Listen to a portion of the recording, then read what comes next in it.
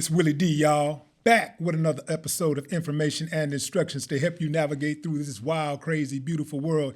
In the studio, Cliff Blodget. Yay. What's up, man? Hey, how you doing? Hey, long time coming, man. Oh Long yeah. time coming. Boy, we got some ground to catch up on, huh? Yep. Hey, how does a computer science major who is an engineer by trade from Seattle ends up in Houston, Texas, making music with the Geto Boys as a co-owner of Rap-A-Lot Records? It's quite a wild story, actually. Yeah, you got a hell of a story, man. Very interesting. Yep. So how that went is that I was going to Evergreen State College. I was in university, and which is up in Seattle area, and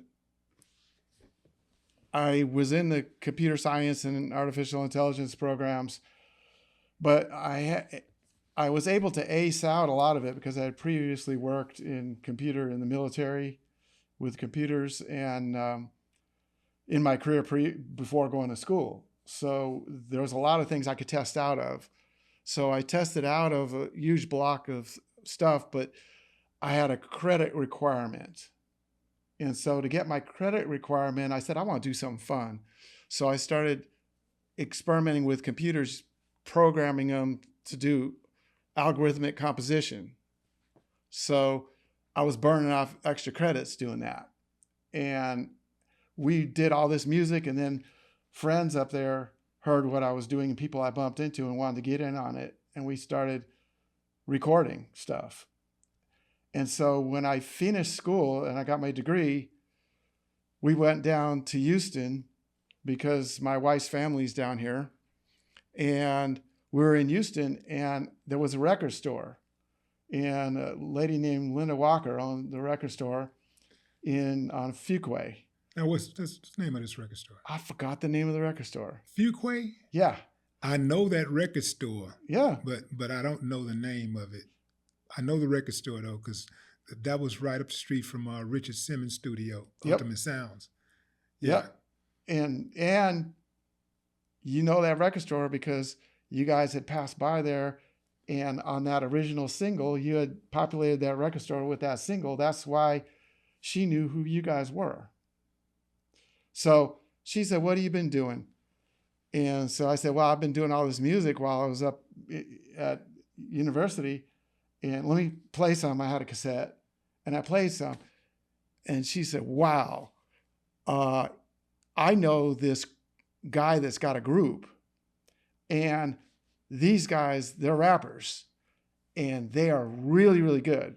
But the production is really, really bad. And so... But you were doing pop at that time, though, right?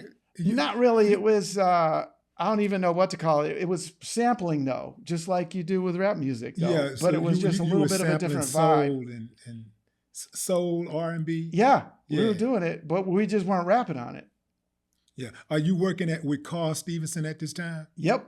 Okay. Yep. Yeah. In fact, Carl was living in our house. Okay. And Doug and everybody, Aaron, the whole crew. And so, because we all went to school together. Now, how is this happening, man? What is Teresa saying while all of these guys are coming in and out of our house and y'all making all of this music that she don't even know if it's going to work out or not? Well, since we're in school and we're finishing school, and I was burning credits to finish school, in fact, while we're at school, she already had a degree before I went back to university. And so I told her, you just can't sit and do nothing while I'm in school. She said, well, I need to work. I said, no, we'll figure that part out. We'll do something. You go to school too. So she went and got a second degree. So we went to school together, which was always a dream that we had. Huh. Okay. Yeah. So she was down with the whole thing. Right. Because she was part of it and right there. And so when Linda Walker went and heard that tape, she said, she says, kind of like, like Reese's peanut butter, like you put the chocolate and the peanut butter together and then wow. Mm-hmm. She's like, you put that production with these guys. She said, oh, you got to call this guy. Let me give you the number. She ran and got James's number. And then she said, really, you need to call him. And so I said, okay. And so a few days later, I called James, and he was at the original car lot on Shepherd? North Shepherd, yeah. And he said, yeah, I'm James, and we talked about, and I ran into Linda, and I got this music and everything. She said, you got to hear this music. He said, okay, if I got to hear it, come on. So I came up there, and then the original, like Ready Red and Johnny C and all that, they were living up at the car lot. Yeah, Raheem. Yeah, and they all gathered around, and I played the cassette tape, and they're like, wow. And then they played their Car Freak single and some other stuff, and I'm like, whoa. And so then I said, you know what? I still have a mixing board and an 8-track and all sorts of other stuff and a sequencer and everything that I was using that I never sold while I was in school doing the music. And I said, you know what? I'm going to drag this stuff down there tomorrow. What do you think? And James was like, yeah, let's do it.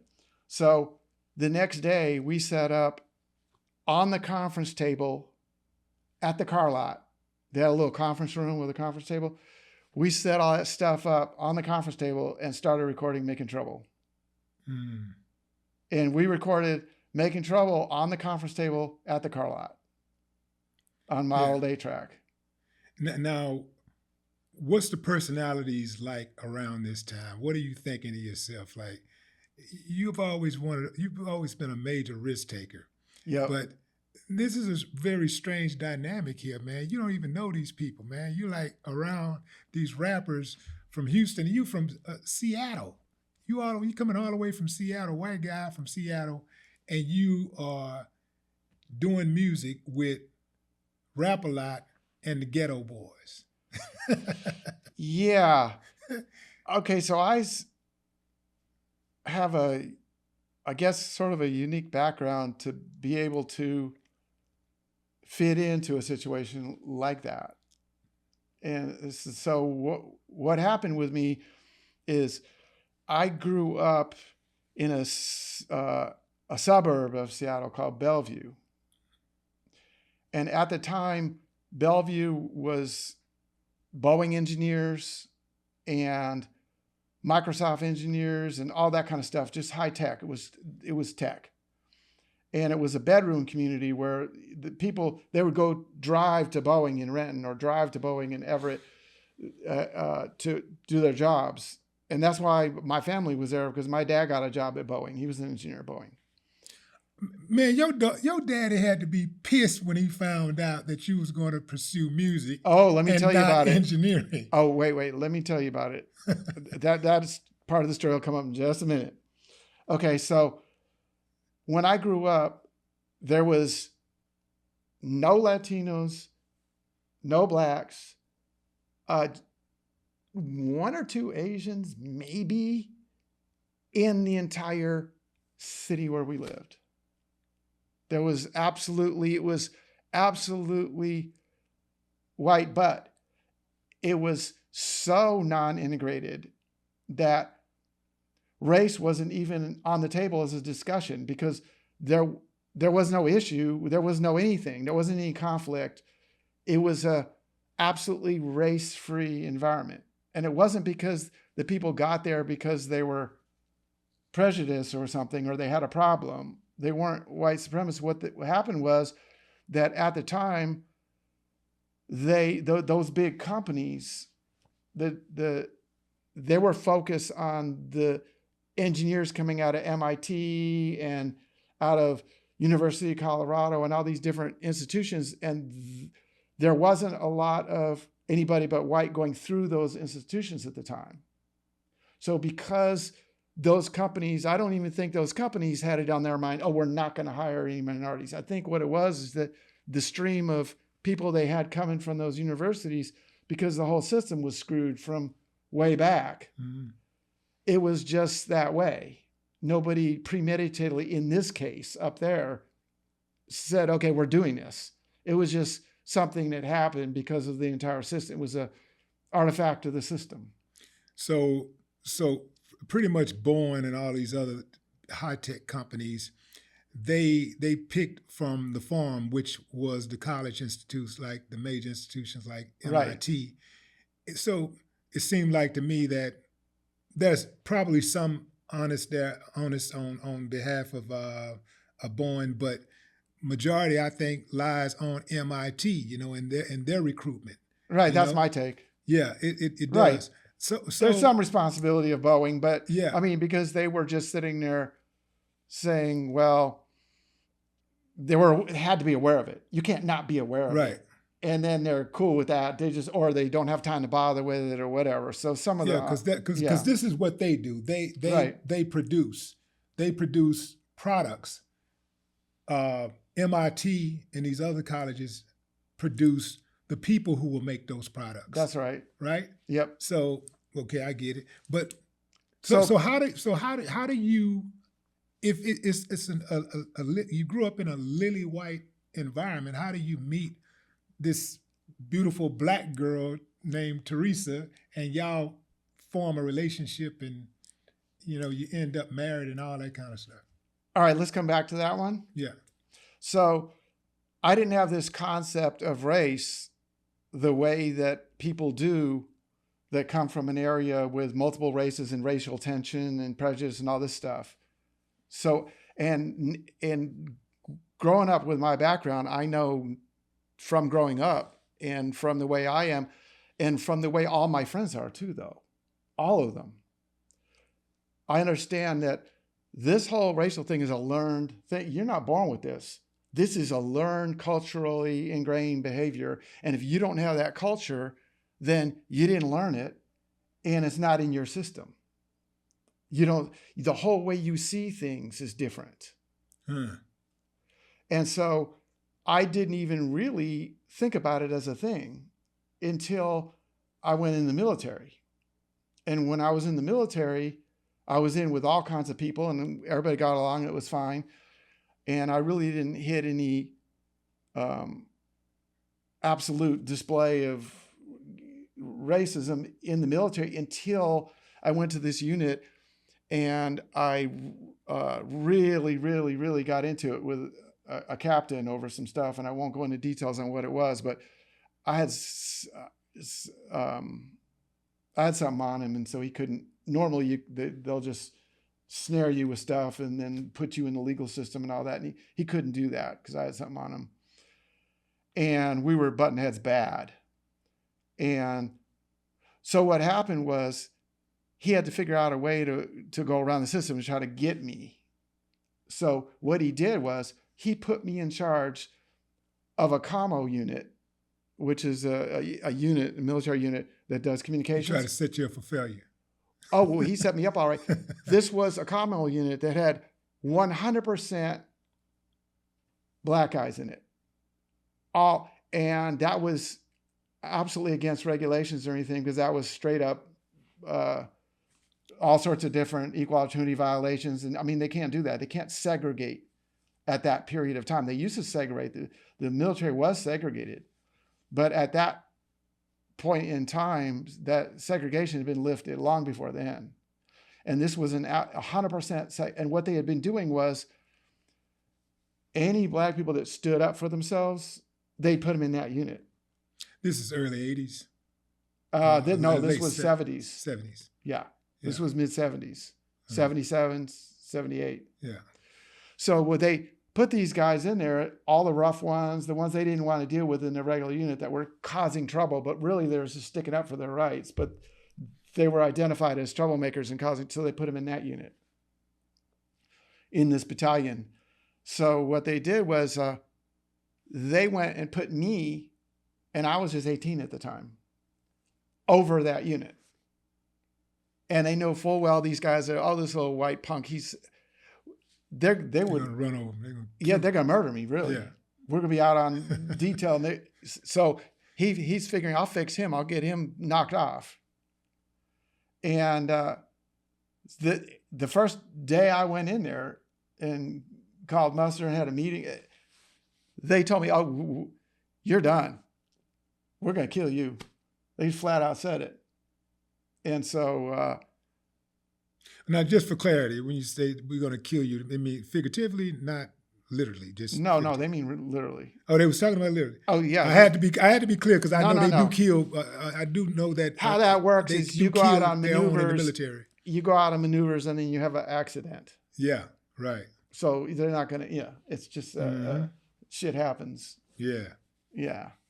So I figured out who was the main ringleader, and I got him, and I said, "Okay, we need to talk, and you need to understand what's happening here, because this isn't something that I did." And so I explained the situation. I said, that's exactly the response that they wanted. They set me up for this. I said, but the fact that you guys are all here like this, I said, there's something you can do about it. And here's what you can do.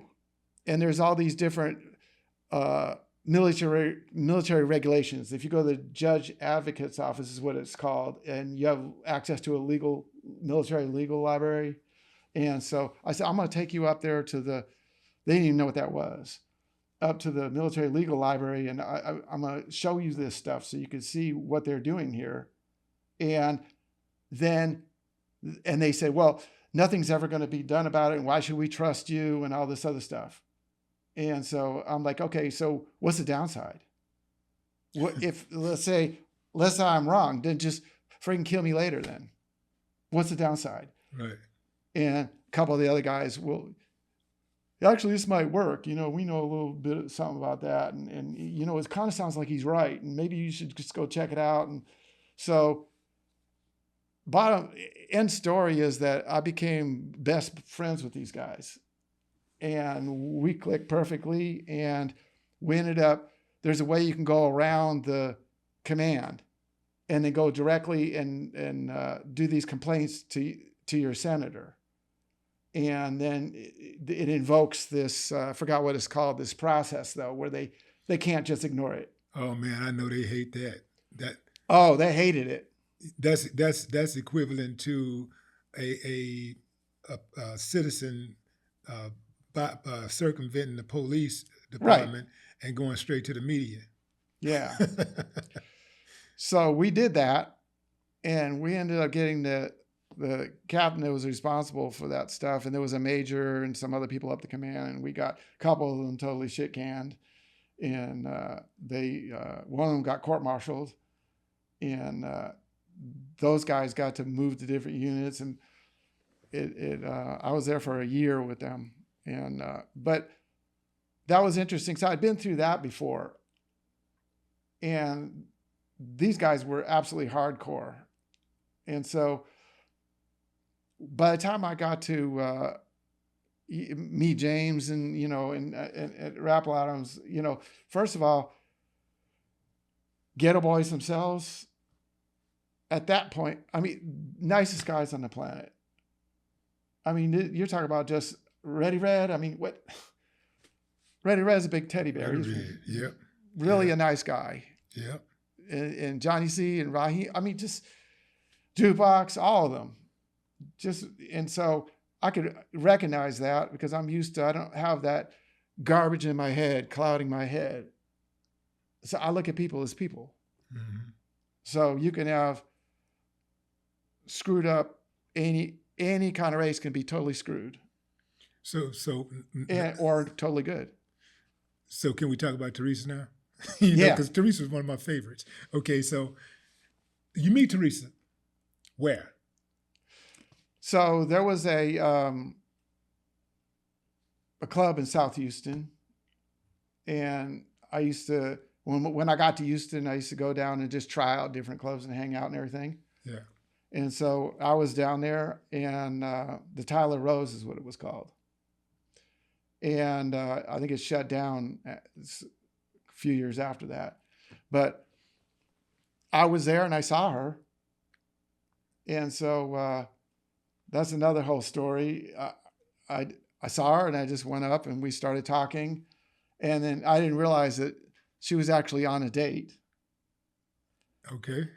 So I just sat down at the table with her and her date and her cousin and another guy and started talking. And I didn't realize she was on a date. And the guy she was with, I started noticing the veins were like bulging out of his neck. And he kept talking about, you know, I need to back off or this stuff, but I still didn't get that she was on a date. But he's telling you to back off and you still not picking up what he's putting down. But I'm talking to her. It's all right. It's not my problem that you got a problem. Yeah. That's the way I looked at it. So finally, he was about to explode. I mean, literally, the veins was going to bust out this dude's neck. Mm-hmm. And, but he was confused, I guess, because I wasn't at all scared or anything. And this was a big old, turns out he was like, I don't know if he was a linebacker or what he was, but he was a football player and he was huge. And he was just, I guess that was part of the confusing part, is he probably was like, okay, why is this guy not even like scared? But I'd been through so much military combat training. I wasn't like, I didn't give a damn. He was a pro football player? Yeah. So how do you get the number? Because this back in the day, we didn't have smartphones and right. stuff. And where'd you put the number? Did you put the number in the beeper or you write it down? No. Or you memorize it? She said, anyway, it's the funniest thing because I still didn't get that she was on a date. Even she said, okay, let's dance. And so we're dancing and she said, I'm on a date. And I'm like, oh, crap. So then I said, okay, well, I don't want to leave because if I leave, I'll never see you again. And look at this guy, man. Look, I'm the gangster love, bro. I don't need no competition. Well, go ahead. So I said, okay, I'll write my number down, and then if you promise to call me, and then I'll go on. And so she said, okay, I promise I'm going to call you. And so I wrote the number down, and then she ended up calling. And then we just talked and talked and talked and talked and talked, and we just clicked. And yeah, that's different. That's different. So so your dad, what's his reaction when you bring this black girl home and say, you know, I'm going to marry her? Oh, I didn't. How did it go? Okay, so we had always been taught that there's this, they never talked about prejudice per se, but my parents from when we were little, they say people are people, there's no difference. Everybody's the same, they're people. You just respect everybody and everybody's people. So since I grew up with that, and that's what they believed, then you tested the theory. Yeah. So when we wasn't even testing, it was just what I said. I met somebody and we're close and we're, you know, and we're dating and all this stuff, right? But I never mentioned what skin color she was because why should it matter? Right. Shouldn't matter. If we're raised where everybody's equal and it doesn't matter, then why am I announcing it? Why does it matter? Right. So so they came to visit in Texas, and that's the first time at the airport they got off the plane, and you could go all the way to the gate to meet people back then. Mm-hmm. And so I went to the gate to meet them, and Teresa was there, but she was facing the other direction slightly, so I could see where they were a little confused. So they said, so they didn't click immediately that she was Teresa. So when they got off the plane, they said, so where's Teresa? And so then I said, oh, here's Teresa.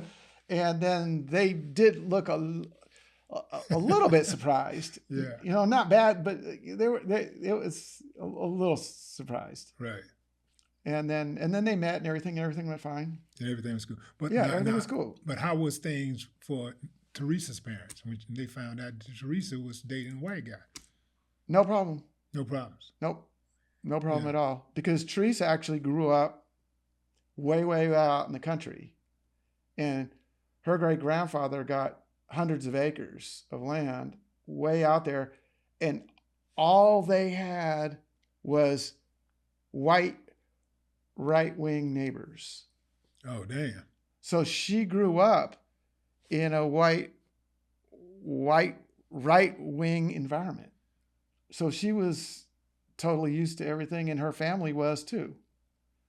And there was, like 10 miles away, there was a big population of blacks, but where they were, way down off in the country, there was all their whole neighbors in that whole side was all white. What city is this? Is it Texas? Yeah, Queen City and Atlanta, Texas. I tell you how small those places are. I never even heard of either Yeah, one of them. yeah. Texarkana, have you heard of that? Yeah, of course. Okay.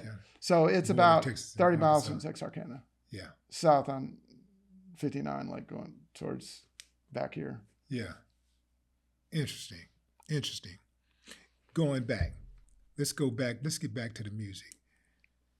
What was the first record that was promoted? Was it Car Freak? Was that the first record? Okay, so Car Freaks was promoted to the extent that they were driving around, giving out records out the back of the trunk of the car and giving stacks of records to the record stores to try to get it seeded into the records. They really no distribution at that time besides just trying to get it into the stores, individually and everything.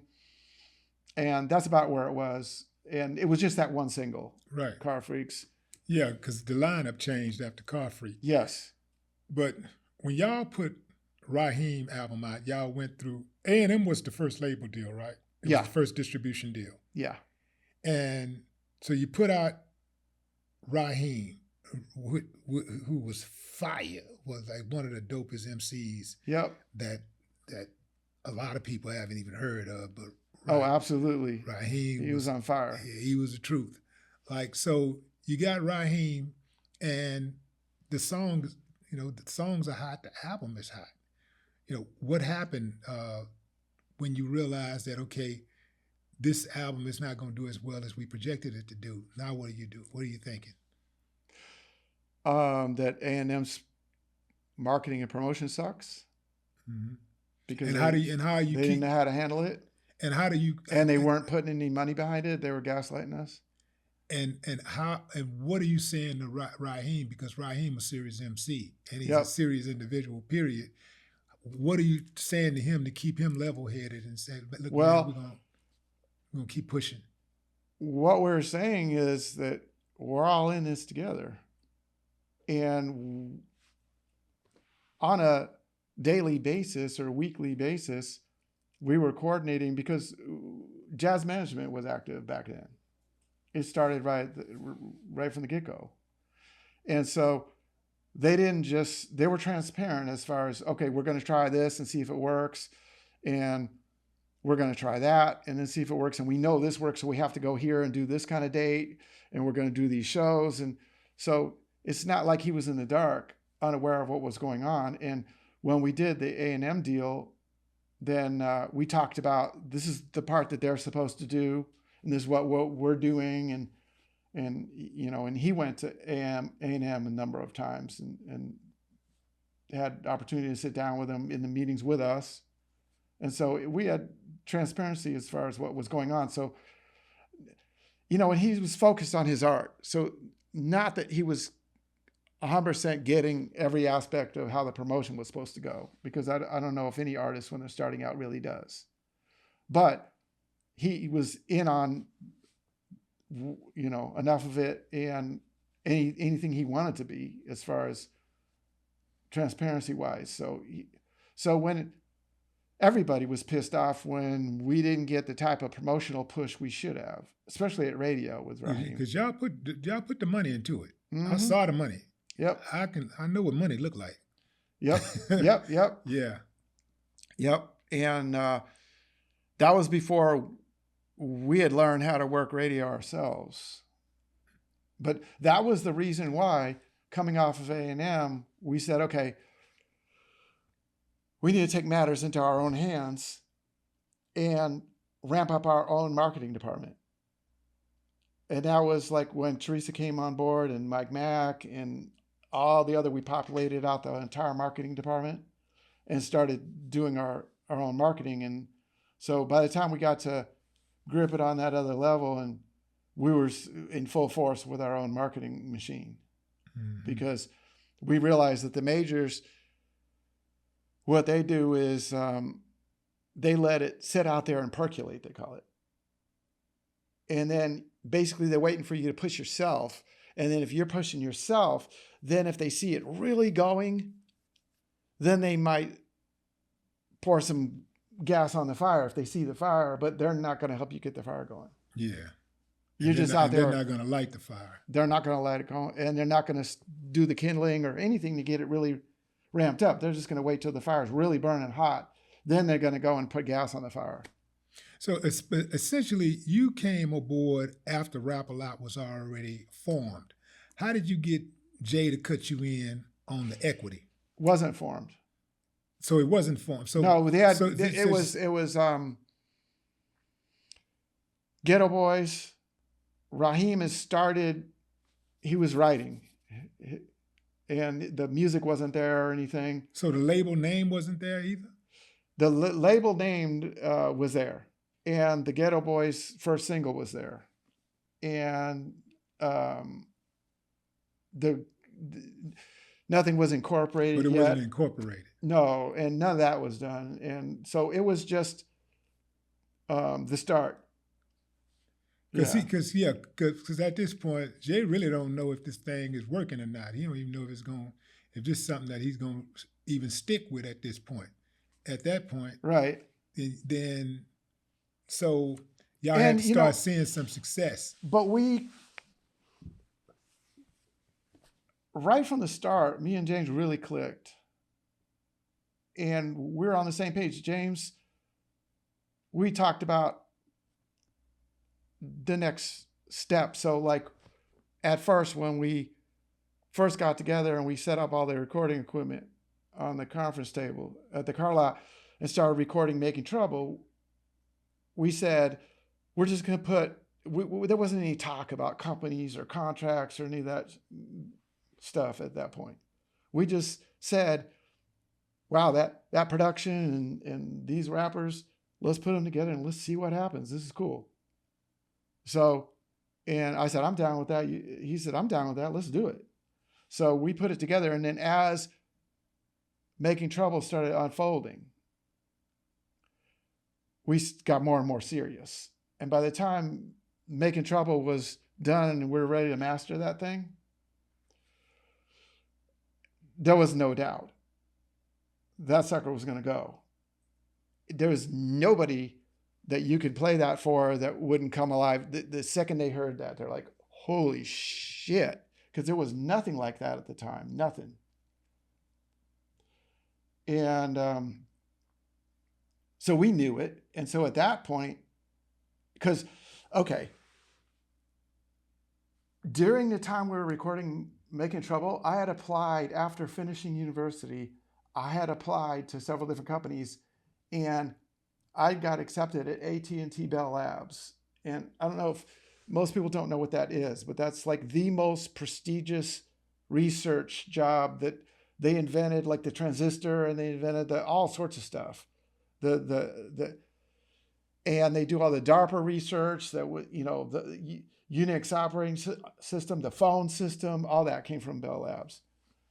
And so I was waiting on my security clearances, because you have to have really, really high security clearance to do the kind of work that I applied for.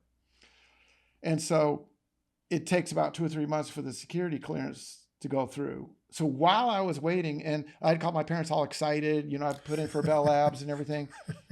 So while the security clearance was going through, that's when we recorded, because I was on hold waiting for that. That's when we recorded Making Trouble. Mm-hmm. So after Making Trouble was mastered, and we got to hear the whole. I mean, I said, James, we need to talk, okay? Because I've applied to this, and I'm and my security clearance is about to go through, okay? But I really feel strongly about this. How are you feeling about this? And James said he felt really strongly too. And I said, so are we going to get together and do this? Or because if not, I've got to go and I can't not do this. This Bell Lab thing is too big. I have to go pursue this. So if we're locked in, I'm going to tell them I can't do it. But that's a big thing to bypass this. So James said, no, I'm 100% down with this. And I said, okay, well, I'm 100% down with this. And then we worked out the basis for the corporation and that kind of stuff. Just, it took a long time to get all the legalities set later. But I mean, we had the agreement between us though. And so that was just word is bond. Nobody was going to go. Everything was cool. And so we roll with it like that. And I called up AT&T Bell Labs, told them I had to bypass. They're like, what? Did they try to offer you more money? Yeah, but I'd made up my mind. I don't waffle around. If I'm going to do something, I'm going to do it. Mm-hmm. And then I called my parents. And I said, I got this project I've been working on, because I had never said anything to them about it. And it's having to do with rap music. And and my dad, he said, you're turning down AT&T Bell Labs because you're going to produce some rap music?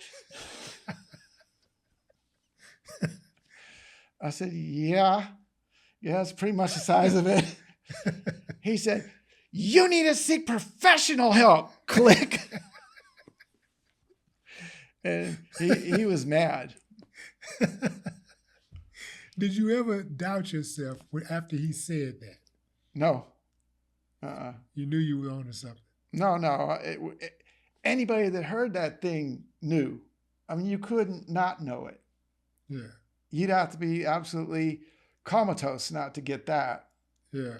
That thing just jumped out at you like nothing else. I mean, just at the time. Can you put yourself back then?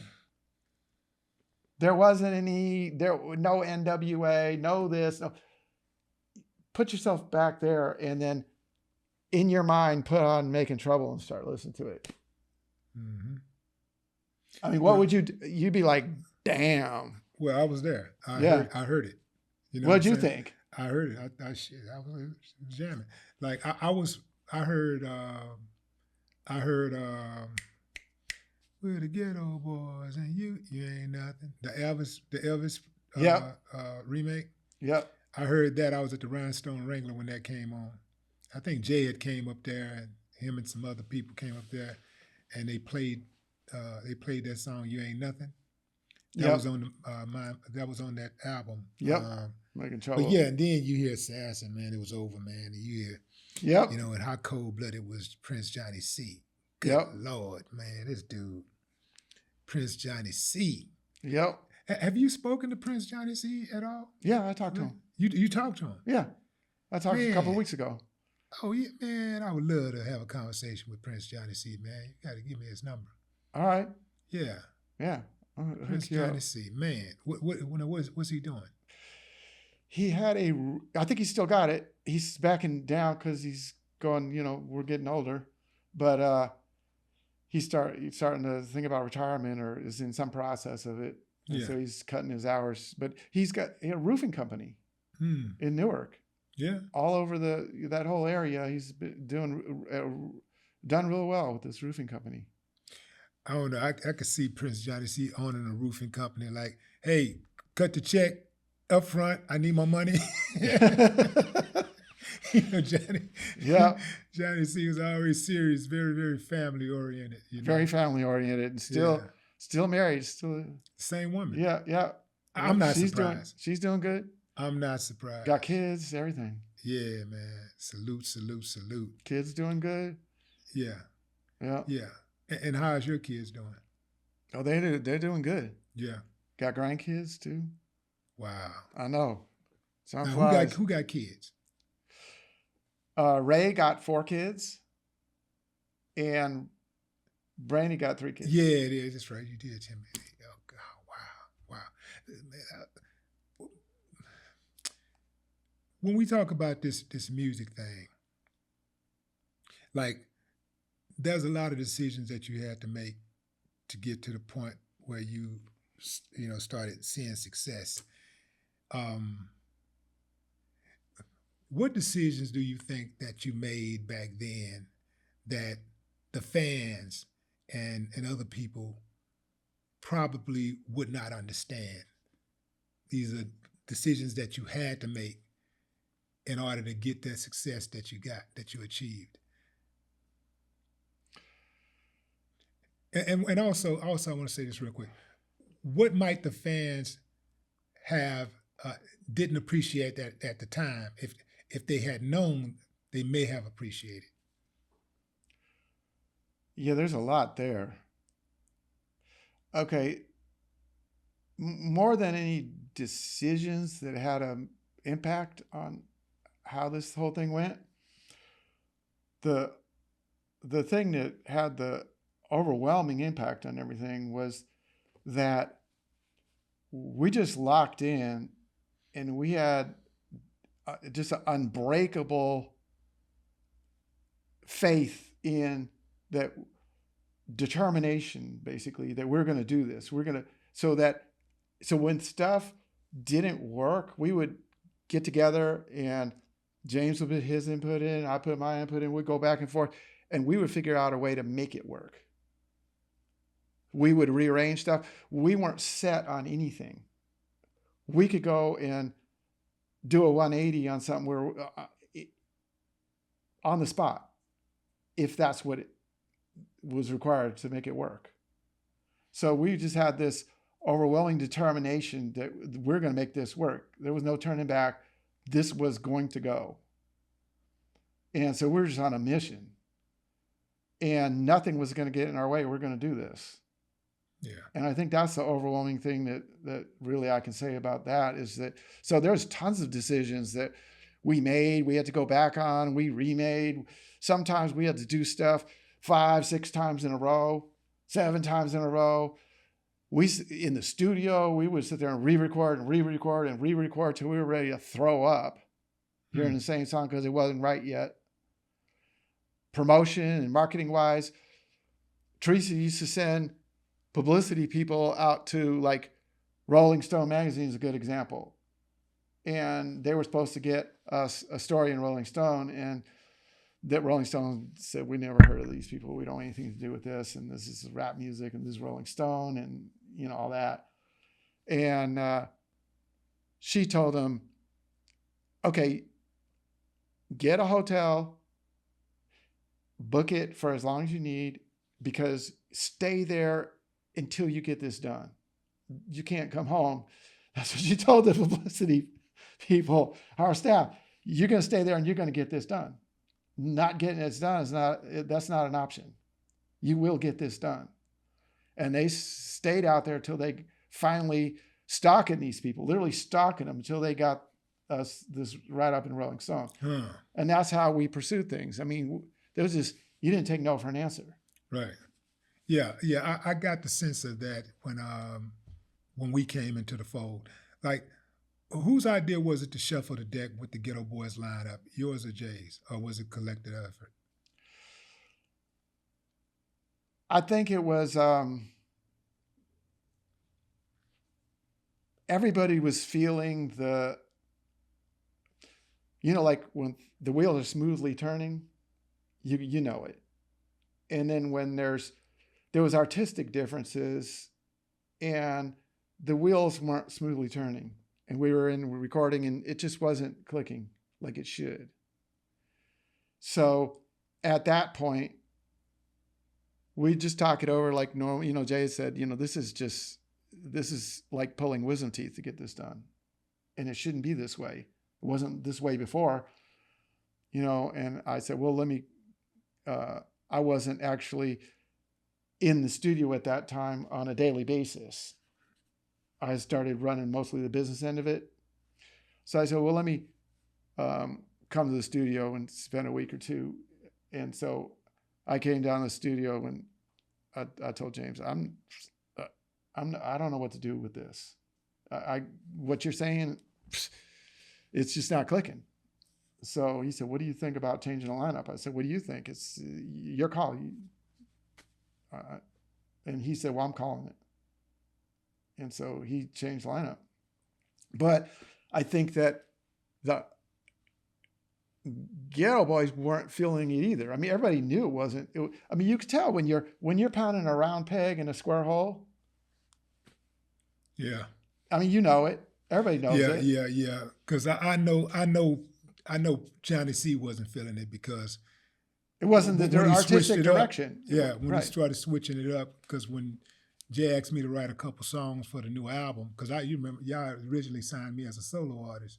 So when I wrote Let a Hoe Be a Hoe and Do It Like a Geo, Johnny C was not feeling that. He was like, well, especially not Let a Hoe Be a Hoe. He was like, I'm not rapping that. But it was. You know what the main problem with it for him is? Well, he was married. Beyond that, because even if you change the lyrics up, yeah, because the artistically, he was going with more of a East Coast and faster vibe. So it was just the cadence. He was speeding up over time. So like his recordings on Making Trouble, that was a stretch for him to slow down to the point where, and there's a difference in Southern rap, usually slower cadence. And that was the bottom of his level. And then by the time you get to Let a Hoe Be a Hoe, it's even slower than that. Mm-hmm. And he's like, I can't do this. Mm. It's just not in me I'm the wrong artist to do this. Yeah. And so it just wasn't, he said, I'm really fighting against the grain. He was fighting against the grain during Making Trouble. Mm. And during Making Trouble, we would have, conversations, and I would just tell him, just do it the best you can. Just, bear with it. And because he wanted to go, they had a lot of songs that were recorded that didn't fit in with Making Trouble that were much faster paced. And this stuff was good, but it was just stuff that didn't go together. And so we're going to explore doing a different record and putting that stuff on a different record. But then how you do that in the context of Geto Boys. So it was always something that was in flux, but we pulled through on Making Trouble, and everybody was still feeling like they were in the zone, but just, but it was a little bit forced. Yeah. Yeah. Doug, how much did Doug contribute to Making Trouble? Doug didn't come till after Making Trouble. Yeah. Yeah. So, or maybe at the tail end of Making Trouble. I can't remember, but not much. Doug stepped in. Yeah. That was, Making Trouble was me. Yeah. Primarily. Right. Yeah. When you look at artists who have had a long career versus those who kind of fizzle out, quickly, mm-hmm. like what's the big difference as far as like in mentality, in the mentality of those artists, like the ones that, and can you tell, like can you like being in the game as long as you've been in the game, can you kind of like listen to an artist and watch how artists move, not just the talent part, but watch how an artist move, watch that artist's discipline or his work ethic and say, that's that guy right there is going to have a long career. That guy right there, I don't know about that. To a large degree, yeah. An example is, good example is Vanilla Ice.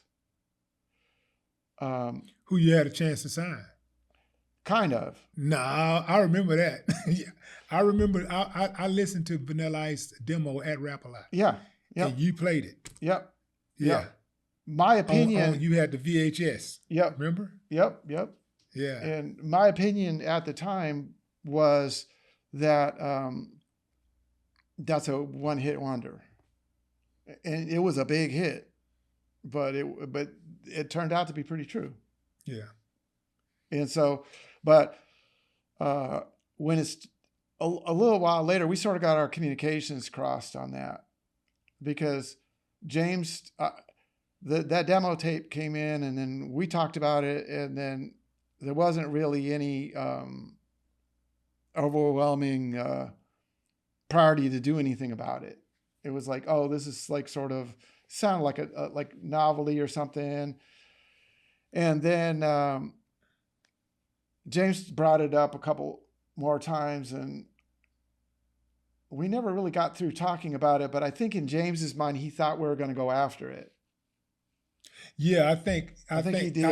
I think he thought that you was actually working on going after it. Right. Because it was either you, I know Jay was in the room, but either you and him was in the room or Jay was in the room. But I watched that video, I didn't just listen to the demo. I watched him perform.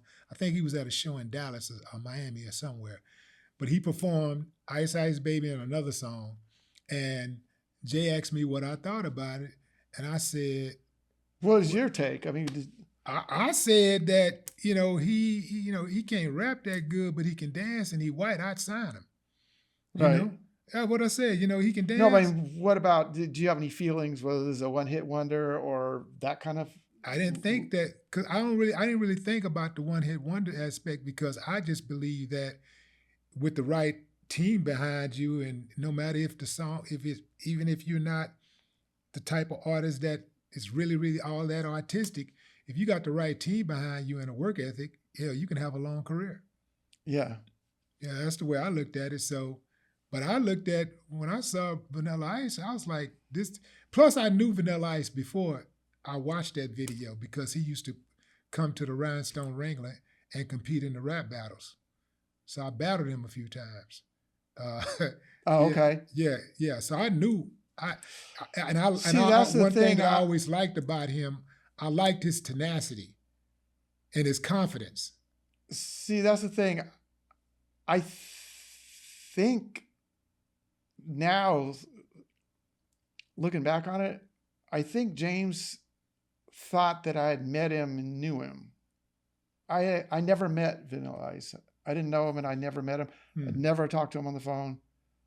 Never talked to any of his people.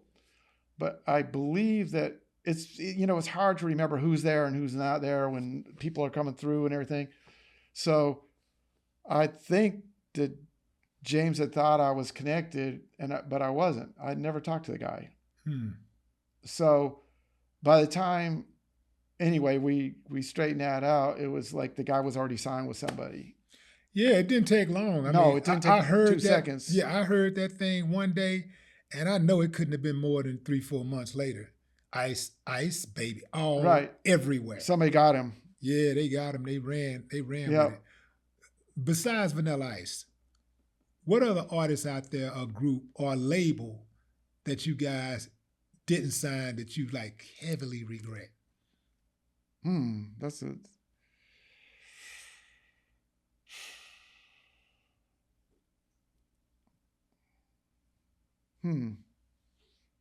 One of those groups out there. Nothing pops in my mind. One of those groups out there, or artists out there, or labels out there right now that just took off. I got one, Destiny's Child, but it was really off genre for Rap-A-Lot. Yeah, we were that was one that we were pursuing way back. Yeah, I'm not really mad at that one.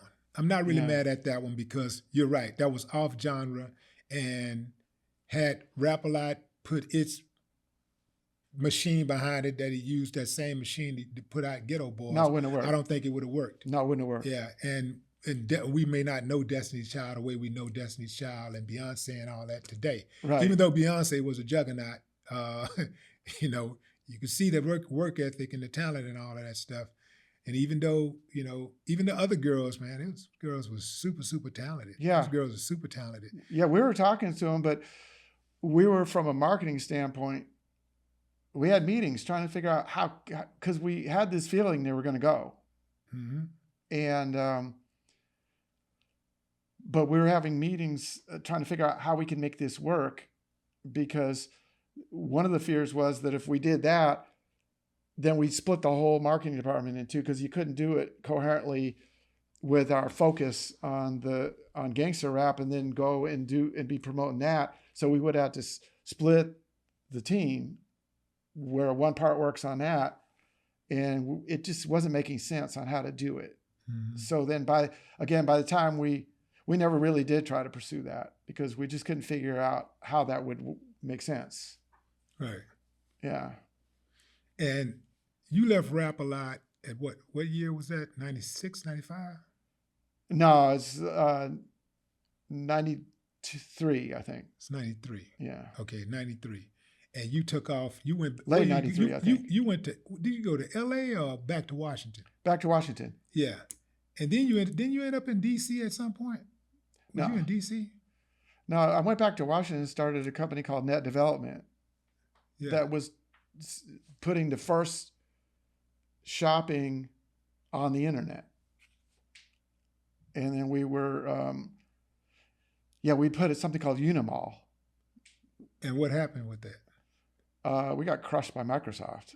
It was a tech play. And Microsoft was, they went to, we had in this Unimall, this internet shopping mall, we had the core tenants that were signing up of Nordstrom's, Starbucks, Alaska Airlines, whole bunch of different, FedEx, and we were talking to major people, putting them on, because none of those companies were on the internet at the time.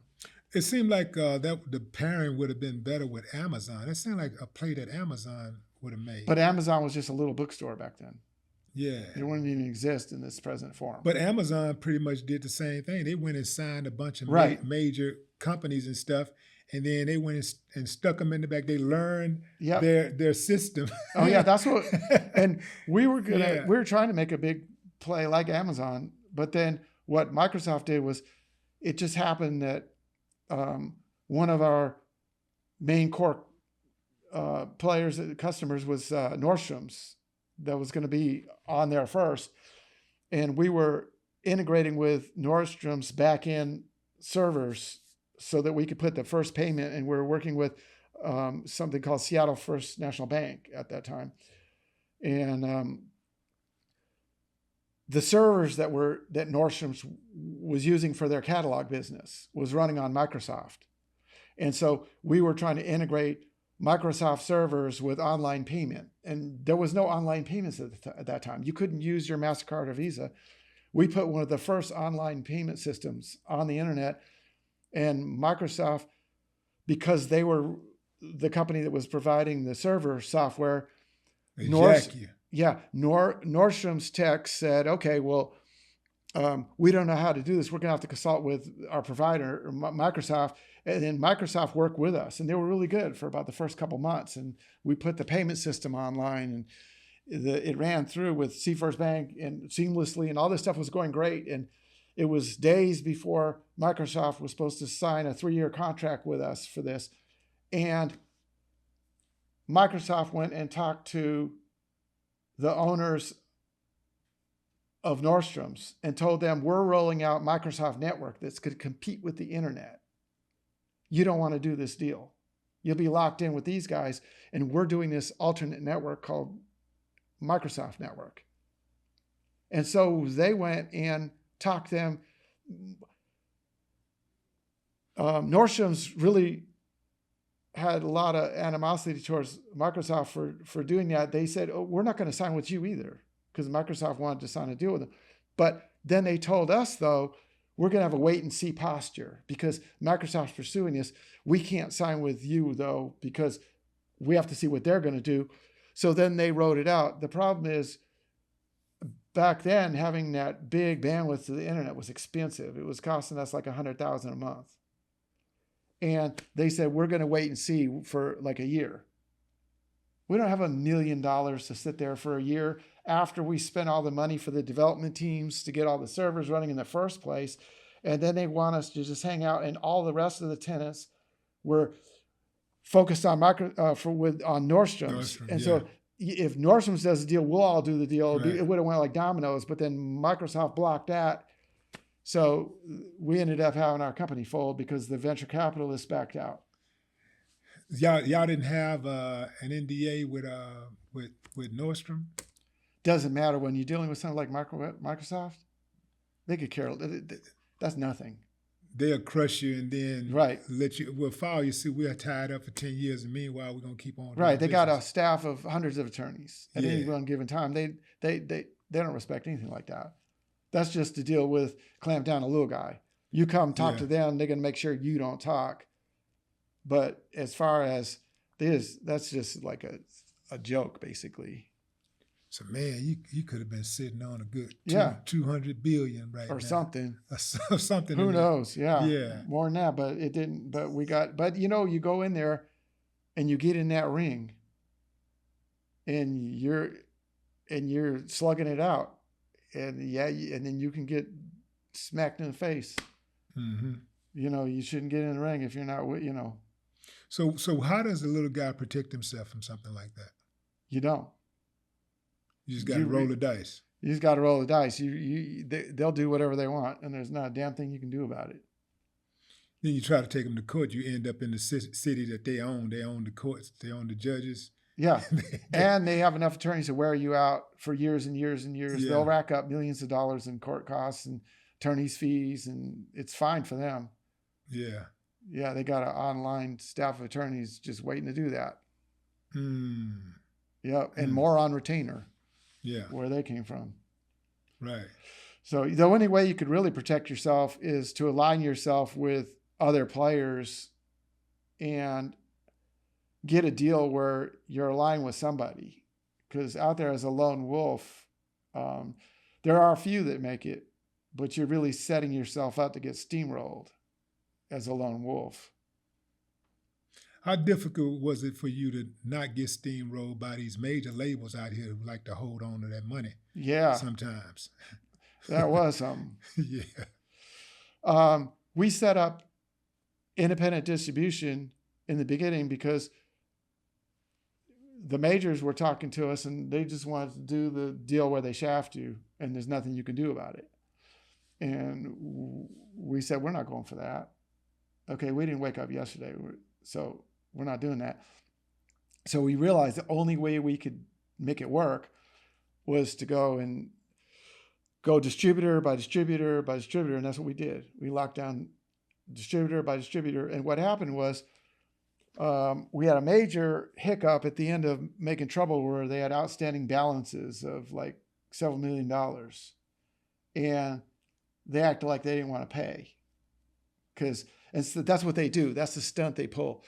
They're waiting for your next record. And then when you have your next record and it sounds good, then they release that money and then they hold a new record. Right. Yeah. Hold you hostage, right? And at the end, they're always going to sit there and try to walk away with the lion's share. And so we had a big riff with the distributors and we had to kind of coerce them a little bit into getting them off that money because we couldn't pursue. We needed money to run the company on. And we're like, if you hold our money and we let you do this, then how are we supposed to keep recording and running the company and doing the marketing? And I mean, how do you run a company that way? But they're so used to doing that. Yeah. And so, we didn't let them get away with that. Put a little pressure on them. And then what happened was that Gribbet started taking off. And that really started selling a whole lot more than Making Trouble did. And we started signing bigger and bigger distributors. We started signing like Schwartz Brothers on the East Coast and stuff like that. And then at the end of towards when we signed the deal with Geffen, they really were ramping that up, the holding your money thing. And it really came to a head where that got pretty brutal for a while. But we ended up getting our money. Mm-hmm. I'm sure you did. Yeah. So you go in to these companies to make the deals. Are you going in as the complexion for the connection, or y'all going in there together? For the independent distribution, mostly I had some guys that were working for me that I sent in there to set up the independence. And so it was another guy. His name was Aaron, that came from, we all went to college together. And where'd you go to college? Evergreen State. It's in Washington State, in Olympia, Washington. Okay. Yeah. And so Aaron and a few other guys, I was involved, and I would go have meetings with them and everything, but mostly Aaron was involved bird dogging it and everything as far as, setting up the independent distributors and all that. I set up all the first Frankie one-stops and all the ones down here, Southwest and everything, I had set up before Aaron came on board, and I showed him how to do it and got him started. And then once he was started, kind of the same way as the studio, I'd train people or whatever and then move on to the next role. Right. And I had 20 different roles. I was about to say, well, it seemed like everybody had 20 different roles. They did. Then. Yeah. Yeah. Yeah. You had to. That was part of that making it work mentality. You didn't say, I don't know how to do this. We didn't know what that was. And, as far as being on the road and as far as lining up, subsequently lining up artists, James didn't I don't know how to do that. No word like that ever came out of his mouth, ever. If he didn't know how to do something, he'd figure out how to do it. Mm-hmm. We were all like that. Yeah. That's the Rap-A-Lot way. Yeah. Make it happen, man. Make it work. Yeah, make it work. Make it happen. Yeah. Are there any regrets? No. No regrets. I mean, what there has to be something that you did back then that you look back and you say, well, I wish I would have done it this way. I could have done it that way. It's something because the whole time, the only thing that really comes to mind, because as far as me and James and me and the producers and me and the groups, I never had a single crossword or argument or disagreement, period, with James during the entire. We just absolutely. You had to have a disagreement. Argument's different, but the disagreement, everybody disagree from time. But you disagree with your wife, your girlfriend, He would just say, I don't like the way this is going on there, and I say, well, tell me about it. And then he would tell me about it, and then I would say, I don't like this, and this is going wrong. You never sound like a thing. Well, tell me about it. But that's how it was, really. And then I can't see you saying, well, tell me about it, and Jay going well, it started when I was 7. No, he would just tell me what was on his mind. He would just sit there, and I would do the opposite too. Yeah. And then I'd say, okay, I see that. And it was really trying to put yourself in the other person's shoes and then it comes from not being selfish and not having an ego. Big ego. That's the biggest part right there. Yeah. That ego. Yeah. So we didn't do the ego thing ever. Between us, wasn't no ego involved. And so what we did was, if he felt strongly about something, I would say, well, I don't really feel that strongly about this, so I don't agree, but I'm going to roll with what wholeheartedly, no regrets, nothing unsaid on the table, none of the bullshit. I'm going to sit there and roll with that because you feel strongly and I don't really have anything to add to that. So roll with it. And he would do the same thing. If he saw me getting really upset over something, he would say, okay, what's up with you? What's the problem? And I would tell him, well, I really feel strongly about this because of this and this and this and this. And he would say, well, it kind of goes against what I would do, but I'm going to roll with you on this. And then we would roll that way. No regrets, nothing brought up after the fact, none of that crap. Yeah, yeah. Yeah, that trifling kind of crap. Yeah. Yeah, I always got that sense about you, man. You're a really sensible dude, very focused, and determined. Yeah, I always saw that like it was never, and you was one of the consistent dudes too. Consistency matters, man. When you're building a team, you got to have some people that you can rely on. They're gonna show up. They're gonna show up and show out all the time. The artist, going back, looking at the artist, since Rap-A-Lot's inception, we lost a number of artists on Rap-A-Lot. Bill gone, Red's gone. Hold that thought. Yeah. One other big aspect of this, okay, was honesty.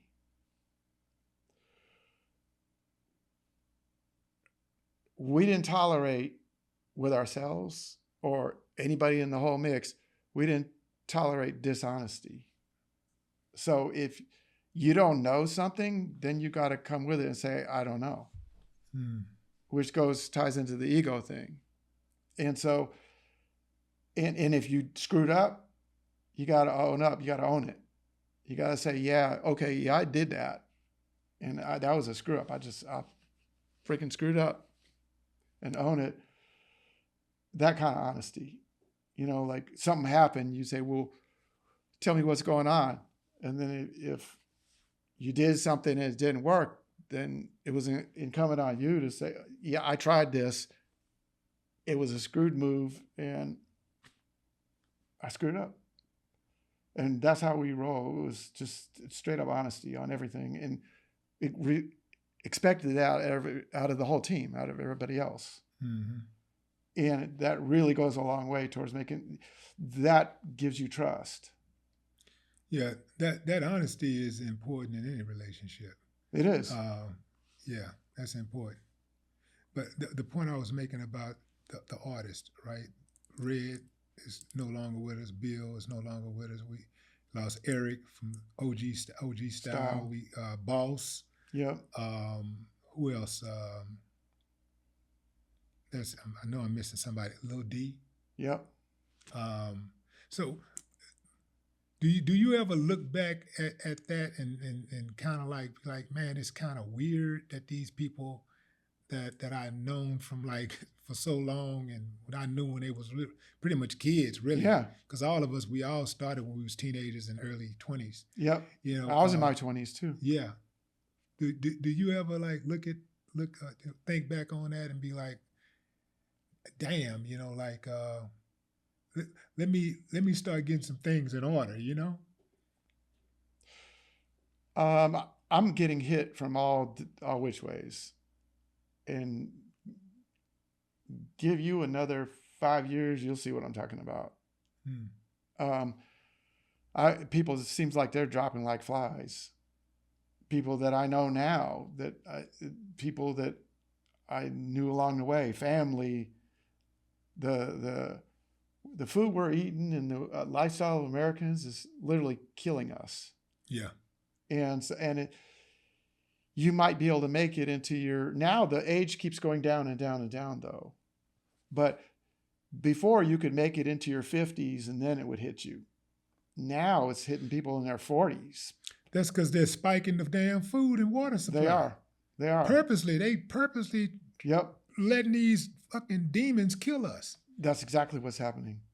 Exactly. And they're doing it where they're engineering this stuff in the lab, just like all the data came out about what the cigarette companies did, where they had the scientists engineering the right doses of the nicotine and all this stuff to optimize addiction. And they did it with the OxyContin and the Sacklers and all that stuff. And the food is the next one to come out.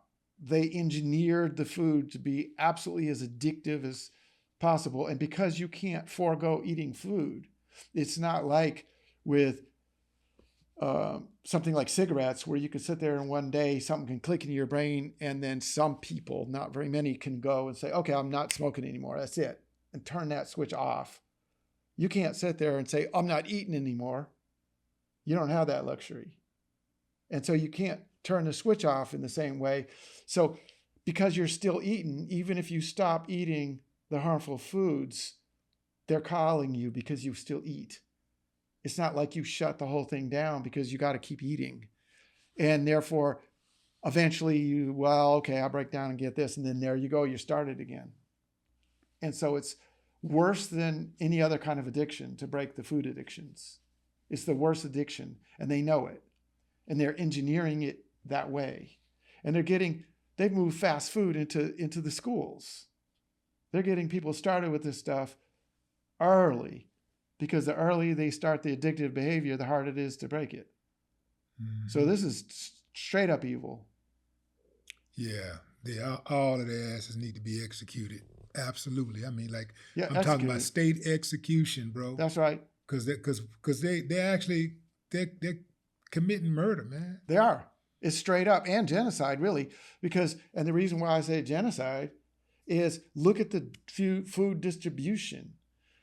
They've got things called food deserts, where in poor areas, all you got is fast food, like convenience stores serving Skittles and freaking Reese's peanut butter cups and stuff, and potato chips. You can't even get food that is recognizable, like by me, as even food. I can't even eat that stuff. I might as well be looking at plastic. You might as well eat the wrapper. Because they're making food out of plastic now. Yep. They're manufacturing chicken, beef. They're manufacturing what is it? Crab. Like shrimp, fish. Yep. Man, you know how diabolical you got to be to sit up and manufacture meat and put it on the market and sell it and spray it to make it look like it's fresh, and put it, even when you put the food out there in the deli, you know it's about to expire. It's got 1 day left, and you spray it to make it look like you just put it out there, and you sell it to people. How many people are getting sick and dying from this food that don't even know that they're dying because of the food? They're thinking they just happen to get cancer. Right. Yeah, exactly. They think, in fact, they even say in their language, I caught cancer. You don't catch cancer. Everybody on the planet right now, from when you're in the womb, you have cancer, cancerous cells pop out, and your immune system suppresses them and destroys them. It's a natural part of life. Mm-hmm. And the problem is that when you get older and your immune system is beat to all hell, then cancer cells start amassing in growth, because your immune system is not doing its job. And the prime reason your immune system fails to do its job is because of the food you're eating. Mm-hmm. That messes over your immune system. It doesn't give it the ammunition it needs to fight its fight. So all the cancer is based on food, and part of it's environmental exposure, breathing exhaust and stuff. But 80% is food, 20% is environmental exposure. Yeah, and your body develop natural tumors to protect you from cancer. It takes the cancer cells and it protects it. It can, yeah. But when they go in, what do? They do a biopsy, or they go to poke it and they spread it. Yeah. And that's what kills you. Yeah. And the thing is that when they do that, then they say, oh, well, because it's about monetizing your illness. That's the whole name of the game, is So they go in there and they run all the tests, and then they say, oh, we have to go and get samples and do biopsies and everything. Going in there, and the needle of the biopsy spreads it, and they're pulling it out. It's going into your system, or the cut or whatever. Then they say, oh, we have to schedule you for surgery. Meanwhile, the stuff's spreading. And then you go in there and they do the surgery, and then you go and get chemo or whatever. And then they say, we were successful. We've arrested your cancer. But it takes cancer 5 to 10 years to grow to the point where they could even see it. So if you look at those people, almost everybody that gets that cancer surgery, a large percentage, like clockwork, 5, 7, 10 years later, then boom, they got it again because of what they did during the initial surgery. Right. But they're not telling you that part. Right.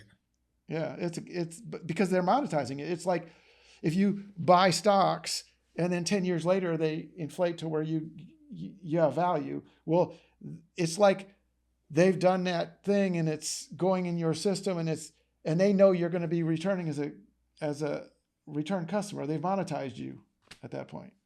Man, absolutely diabolical. Yeah. It's crazy. The music industry right now. What are some of the strategies that you used back in the day that you think that could still be applied today in independent music? That one I keep going back to. Just don't take no for an answer. Just okay. So it's multifaceted.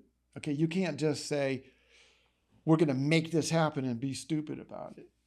So what you got to do is you got to say, okay, we're going to make this happen, and then you need to set the foundation where you can make it happen, which is you don't get beyond your means.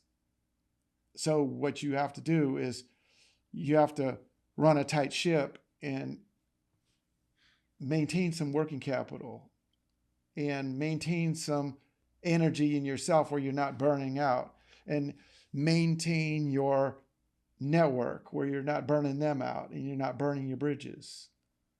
And so think about how to incrementally, like brick by brick by brick, lay those bricks up in there to build that, because you're building something.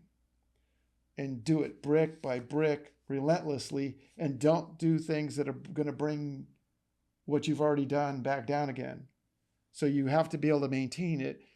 If you're just, James used to say, a quarter horse, then you're just going to go out there and you're going to run yourself to the point where you're out of breath.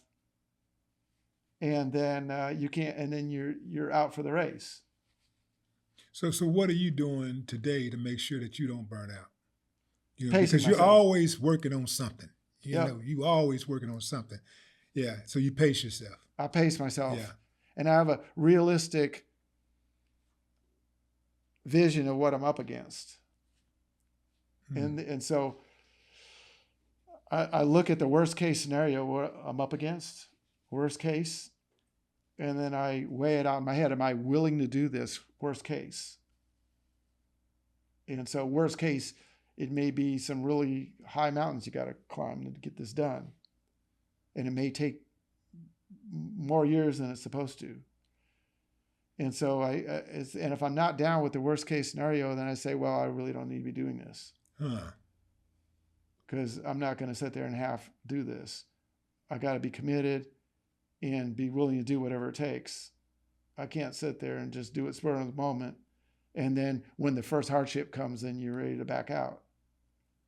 So what's that thing? Like you have, you've had a great run over the last 30, 35, 40 years or so.